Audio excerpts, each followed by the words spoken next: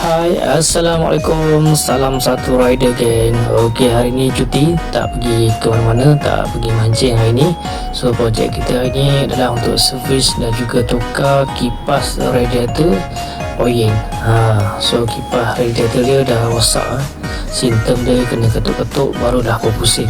Jadi kita buka dulu, buang air radiator lama ni, kerana kotor gila.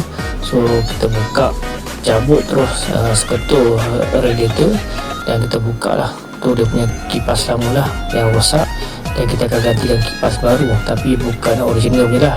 So yang ni kita cuci, kita pakai sabun dan kita gosok-gosok konyol-konyol, buang segala kotor-kotoran, dan kita masuk dengan air dan saya tembak water jet lah bagi betul clear.